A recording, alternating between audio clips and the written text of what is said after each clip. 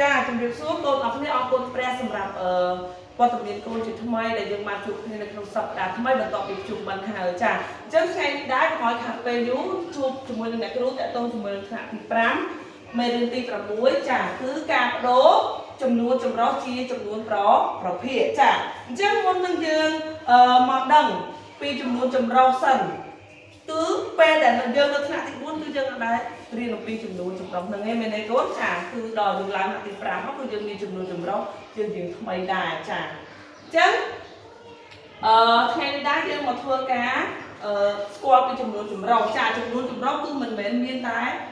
លេខតែមួយទេមិនប្រភេទគឺប្រភេទចំនួនកូដគឺកូដទេចាគឺមានចំនួនកូដលាយជាមួយនឹងប្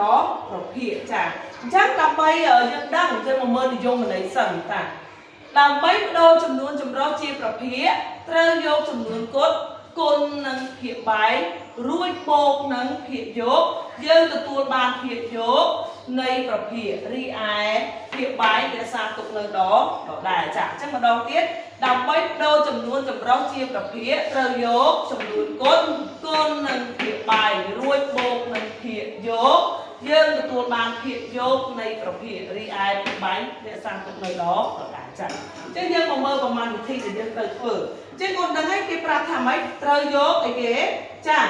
ចំនួនគុណនេះមកគុណជាមួយនឹងភាគបែកអញ្ចឹងយើងមើលណាអ្នកគ្រូដាក់ហើយចា1 3ដងគឺ3អញ្ចឹងចំនួនគុណគុណនឹងភាគបែកគឺបាន3អញ្ចឹងភាគបែកនេះគឺយើងរក្សាទុកនៅដដែលចាបន្ទាប់មកយើងបូកវាជាមួយនឹងភាគយកមែនទេគាត់ចាភាគយករបស់យើងគឺ2លើ3ចាអញ្ចឹងយើងបូកវាបញ្ចូលគ្នាមក3បូកឲ្យ2គឺស្មើ5ឯភាគបែករក្សាទុកនៅដដែលអញ្ចឹងចម្លើយរបស់យើងគឺឃើញ5លើ3ចាចំណែកលេខមកខ្ទង់ទៀតដូចគ្នាដែរគឺអត់ខុសគ្នាទេគឺយើងយកចំនួនគុណគុណនឹងភាគបែកអញ្ចឹងយើងមើលចំនួនគុណរបស់យើងគឺ4គុណឲ្យ5ចាហើយភាគបែកយើងរក្សាទុកនៅដដែលអញ្ចឹង4 5ដងមក20អញ្ចឹងភាគបែក5ហើយយើងបូកជាមួយនឹងភាគយកបាន3លើ5ចា20បូក3ស្មើឲ្យ23ចាឯភាគបែករក្សាទុកនៅដដែលអញ្ចឹងចម្លើយរបស់យើងគឺឃើញ23លើ5ចានេះគឺជាការបដូរចំនួនចម្រុះទៅជាប្រភេទមួយទៀតកូនអាចធ្វើរបៀបកាត់បើសិនជាកូនចាំនៅនិយមន័យរបស់យើងហើយយើងមិនចាំបាច់ធ្វើបែបនេះក៏បានដែរប៉ុន្តែបើសិនជាយើង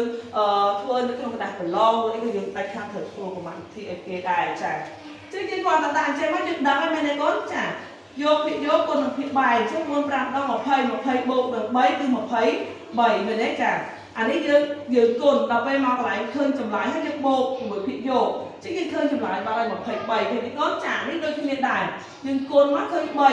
បូក2គឺ5អញ្ចឹងភាគបែករក្សាទុកទៅដល់ដែរគុណធ្វើបែបនេះក៏បានដែរលឿនមែនតើ